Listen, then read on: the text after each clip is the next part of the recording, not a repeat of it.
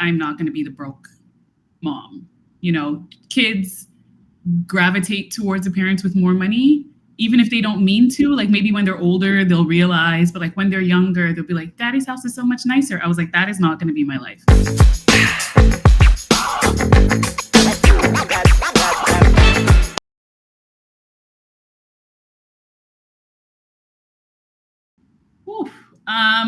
I got into sales kind of as a matter of necessity. So I got divorced, and my ex has a lot of money. And I was like, I'm not going to be the broke mom.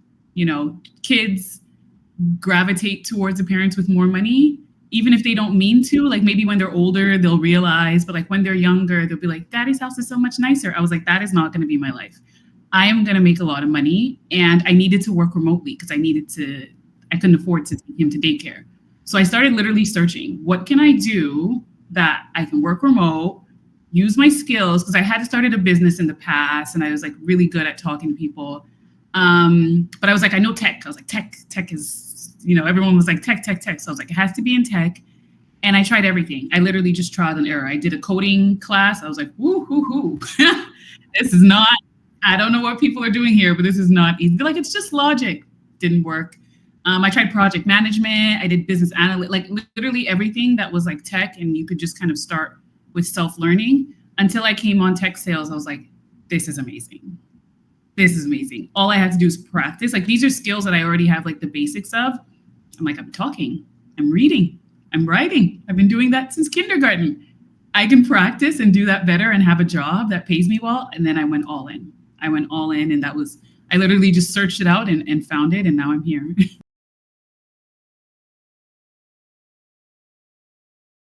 So I've been an SDR for about a year and a half now, a little over a year and a half, but I started helping kind of almost right after I got my job, because there were a few of us that were trying to do it, that were trying to break in. And I had a lot of failures before I got in. It was not easy. Like it wasn't like, I just found tech sales and then it clicked. I've posted about 140 plus rejections. And it was I was like, I have no other choice. I have to get this. So I had a group of friends that we were all trying. So then once I got my job, it was like, help me. Like, I know we were all struggling. What did you do differently? So I started helping them unofficially while also working, because I was like, I need to be good at this job that I just found. So they've both been going on around the same time, but I've been an SDR now, about a year and a half.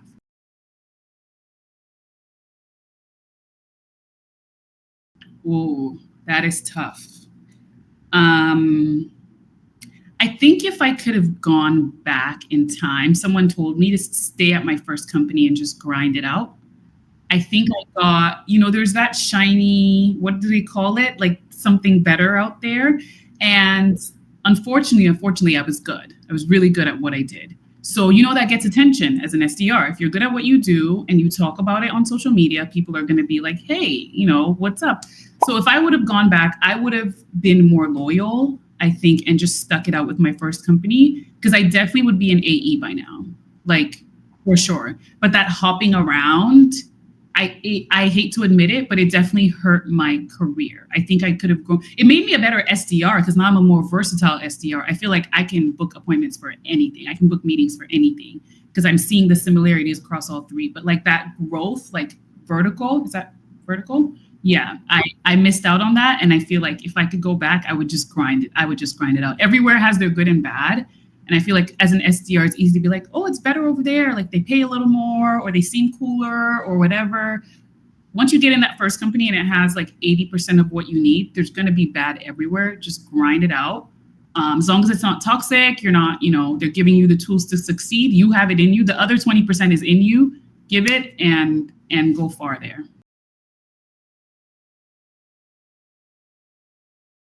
This is literally what I do. So that's kind of easy. I want to say it's almost an energy. It's like when you talk to them, you can tell that like whatever you put in front of them, they are going to figure it out and they're going to go hard and they're going to get it done. I've seen, and in my program, that's literally how I accept people in. Like when I talk to them, they're like, I want to do this SDR thing. Like, I want to make money. I hear tech is cool. I'm like, okay, thanks, bye. Because that's not, but I get on calls with people and they're like, listen, I have no other, like, I'm going to figure this tech sales thing out one way or another. There's this thing in them, right? And then it carries over when you're actually doing the job, because the job is not easy. And I think a lot of companies, I'm part of the problem as well. I'm like, you can get into tech with no experience and no, so it makes it seem like, oh, it's easy, you're just making calls. This job is not easy at all. So if you don't have like an inner hustle, like an inner grit, like I wanted to afford sending my son to daycare. You didn't have to tell me to get on the phones. I needed to get on the phones because I needed to make money. So I had something driving me, right? So I feel like once you see that drive in someone, even if they've never done the job before, if they're able to translate how, even as a server, they're the one, staying late, even though the customer is supposed to leave, they don't care. They wait on them until they're ready to leave, and whatever, going that extra mile. Once I see that in them, I'm like, I can take that and turn that into SDR for sure. Because that's what an SDR has to do without anyone prompting you.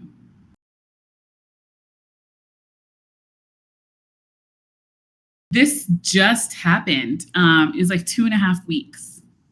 And the record before that was 3 weeks. So I always tell people the record to beat is 3 weeks, but I tell them, like, don't take that seriously. That's not like the chances of that happening.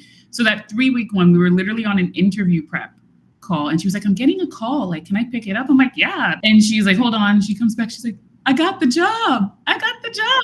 Like, you had one interview. We were prepping for the second interview. What do you mean you got the job? She was like, they told me I did this and I did that. And she really went hard. Like, she did all the stuff, created a prospecting plan. Like, she really went above and beyond. And they were like, we've seen what we need to see. So that one was good. But this guy, it was the same thing. It was the same level of effort. He applied and he did a lot of effort. He created a whole prospecting plan. And I don't mean like a 30, 60, 90 day, like, I'm so over those. Like, oh, I'm going to look at the CRM. Like, of course you are. That's your job. Like, that's what you're here to do, right? But he literally went and like found target companies. This is who I would reach out to at these companies. This is why. This is what they care about. These are their current pains. This is how I'm going to run my outreach, right? An example email I would send, an example follow-up email, a cold call script, a cold call recording. So it's like, what else do you want? Like, if you like what you hear and see, hire me. So that's exactly what he did. He like went so hard. And I try not to get excited. I always tell everyone, don't expect to get the first job that you apply for. You have no experience. You're literally like, you didn't know what SaaS was until 3 weeks ago. Don't expect. And then he got it. I was like, yeah. And it's an amazing company. I deal with people who have no experience. Like, they're usually coming to me like a server, a ramp agent, a disability support worker, correctional officer, like literally like nothing. Some people are like, I haven't used the computer for work before. Like, I've never had to. I'm like, I don't care. I feel like I'm really passionate about that because I came in with no experience. I knew nothing about tech sales when I stumbled upon it. So like, I feel like anyone, as long as you have the willingness, the hustle to learn, it's a skill. Like, cold calling is a skill. You don't have to be a natural phone person or whatever. You literally just have to repeat it enough times until your opener sounds natural. Because, if you wake me up out of sleep, I'm like, hi, this is Opie over at a line. Full transparency. This is a bit of a cold call. Do you have 30 seconds for me? I promise to be brief. I don't even have to think about it, right? I feel like that comes from practice. So I'm like, if you're willing to practice, if you're willing to put in the reps, if you're willing to learn, I will turn you into an SDR.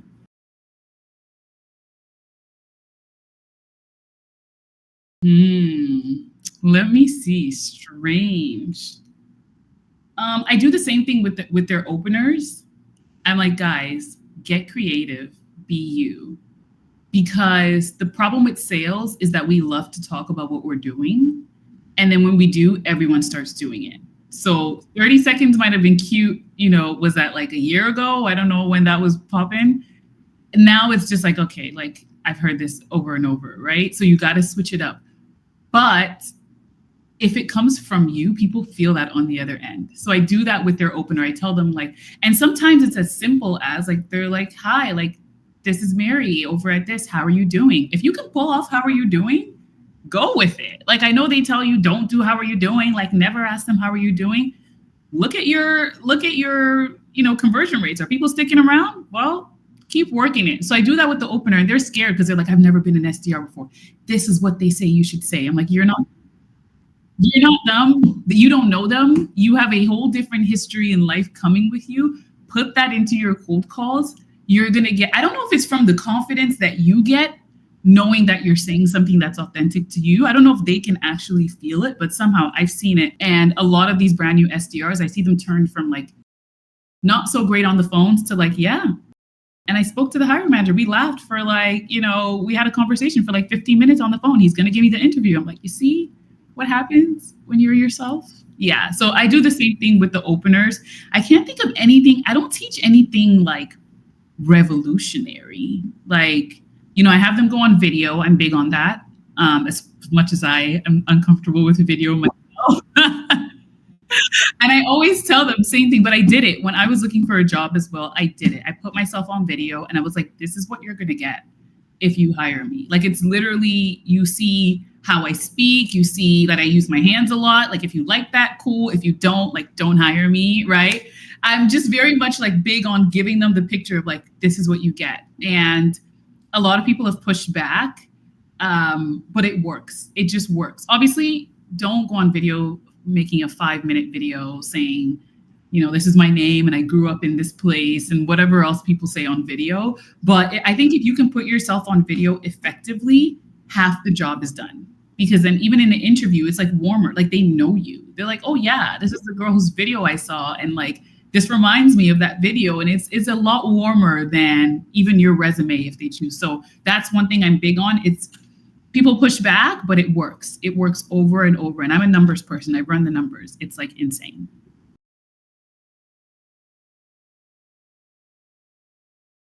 Because aspiring SDRs, as they love to call themselves, they get so excited once they get a chance. They're like, oh, I have an interview. I'm going to drop everything. I'm going to stop applying everywhere. I'm going to put in so much work because I'm going to get this. I'm like, please don't.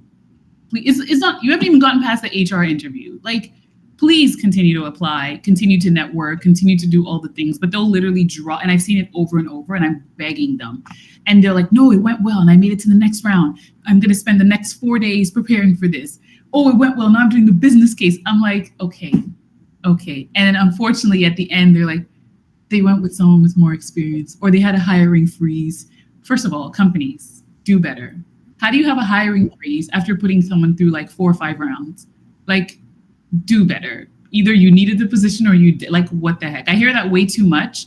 But something happens and then they don't get the job. And then they're literally starting their process from scratch because they put all their faith, all their eggs in this basket. So that's something I have to just like scream. I don't care if it's Salesforce. I don't care. Continue to prospect, continue to put yourself out there because until you have an offer in your hand, you have nothing. You have absolutely nothing. The other way has to be telling someone not to go to a certain company. And I never try to like give like, hey, go here, go there. We walk through a process. I say, these are the pros, these are the cons of like startups versus whatever. And there's a company, I won't name them, but they look great on the outside. Like they have a great social media presence. Like everyone wants to work there. And I knew from my knowledge and the things they were telling her, companies give you red flags. Like they changed the quota from the time they told her, gave her the offer until they gave her an offer letter, they had changed the quota. I was like, that means by your first week, they're going to be changing it again. Like you can't trust them. And thankfully she chose, she believed me. She went somewhere else, doing great. But she had a friend that started at that company as well. She had already connected with people, and that's what she heard. She was like, yeah, that person's leaving. Like 2 months later, they're looking for another job because it's so bad. Like management is so inconsistent. They're like not supporting. All the stuff they said in the interview was essentially a lie. I'm like, you have to vet these companies as much as they're vetting you. Like, I know it's an employer's market, but if you end up at one of these crappy companies, it's going to be your career. Like your career is going to suffer. So I'm so big on, I know you want a job and you want a job badly, but you can still be picky. Like you can still vet these companies, reach out to SDRs, ask them questions, ask management the tough questions. Because no good manager is going to be like, oh, they asked me about quota. Like I'm not going to, give them the offer. You need to ask these tough questions, right? So I'm glad she asked. I'm glad she listened to me and didn't end up at this horrible company.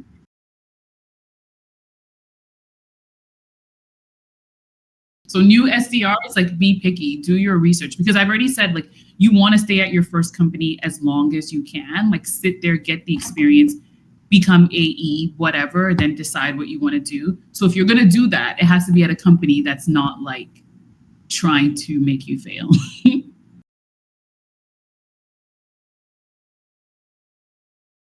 Mm. If I had to pick one, I have a top three. I have a top three that I make them practice over and over. The tell me about yourself. I used to think it was so basic because I am a natural speaker. I can kind of like put words together. So I underestimate just how far people can go with this answer. I've literally heard like, so when I was 13, I'm like, what? What are we talking about? Unless there's some amazing sales story there, how old are you now? Unless you're 15, that is not relevant. They don't care about your life story. And I'm so surprised how many people think it really means like, tell me about yourself. This is not a date. They do not care about your past. They want to know, can you do this job? Every question they ask you is in relevance to, can you do this job? So that's one of the biggest mistakes I've seen. And I've learned not to underestimate it. I'm like, give me your, like, sometimes people reach out to me for like, just help with quick stuff. Oh, I've been doing so many interviews, it's not landing. I'm like, send me a voice note of your, tell me about yourself. And they're like, yeah, so the first thing I would like to say about myself, I'm like, you've already lost me. And I'm one of the kinder people, you've already lost me. So that question I think is critical. It sets the tone for the whole interview. You can give them enough that they're really just asking you questions about stuff you said for 30 minutes. Like that's enough to build a conversation of if you prepare it properly. But I see so many people mess up on that one. So that is big. Tell me about a time when you failed and what you learned from it. That one I'm seeing come up a lot more and people are not ready for it because people want to be perfect, right? So they're like, oh, what? Failure? Like fail? Like I don't fail. I just, or they give like a fail, they're like, I was trying to not over exceed my quota, but then I like over exceeded it. And I just like, failure. Like, I'm like, come on, guys. Like, they're looking for real people. More and more, I think the SDR role, they realize that everybody wants to be an SDR now. So they're filtering by like realness, like be authentic. Because you need to be able to say as an SDR, man, this week sucked. And it's honestly because I didn't pick up the phone enough. I'm just going to be honest. I did not pick up the phone. They need someone that can say that to themselves. So if you don't show them in the interview that you know how to like assess yourself and be honest about where you suck, like you're not going to make a great SDR. So I always tell my clients, like, really think about it. You're a human being. Everybody has failed. When have you like bombed it? Talk about it. It builds connection. Think about like your favorite, like, hero or character in a story. They always have like a weakness. And you know that weakness, but you don't hate them for it. You love it. You're like, I know they're an amazing person. They have this weakness, but like, I love them anyways, right? So if you've done a great picture of painting yourself as a great candidate, telling them one failure is not going to make them not give you the job. So that question, I'm really big on like being honest. Like, here is how I sucked. Obviously, here's how I'm working on it or how I've worked on it or what I learned from it. Always spin it at the end, but being honest about who you are and how you sucked, I think that's really big. I'll stick to two because I literally do interview prep all day. So like the questions are just bouncing around in my head. I could do like 50.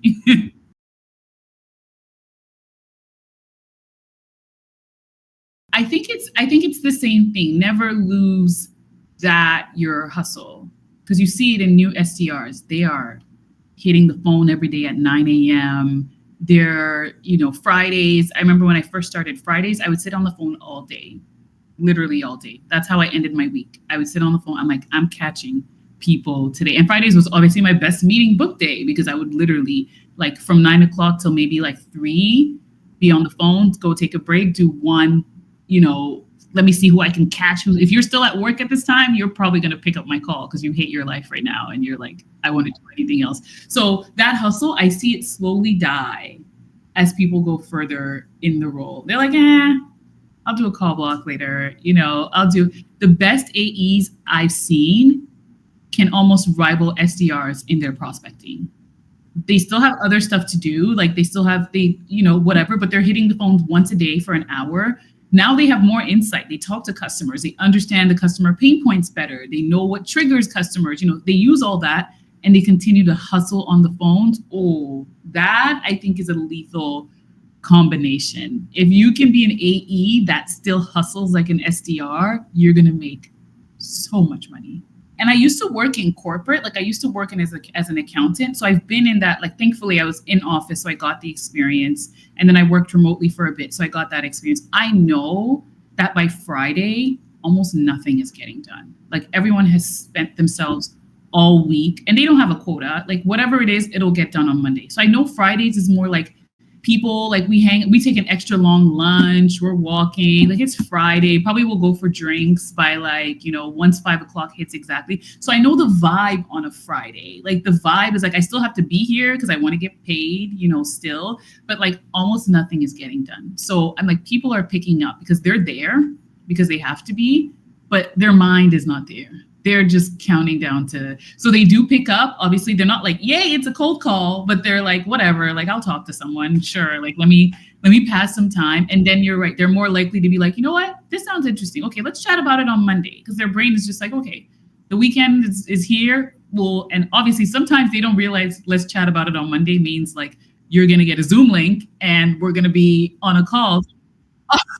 I'll send over invite. They might mean like call me on Monday, but I'm like, yeah, I'll send over an invite. What's your email? And we'll just chat. Let me see, and it works because they're just like, yeah, sure. Like you're relaxed on a Friday because your brain is like, it's the weekend. So I'm so big on that. And thankfully we started doing it as a team. Once they saw that it worked, like one Friday, and it was early in my career, I booked like 4 meetings. I was literally just on the phone. Like I would just talk to someone, book a meeting, boom. And we had a chat. So I would post it.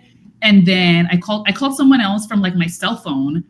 I was like, hey, like for some reason I'm trying to call you on this, but it's not working. So I thought I would call you on my cell phone. She's like, ha, booked a meeting. Like it was literally like back to back.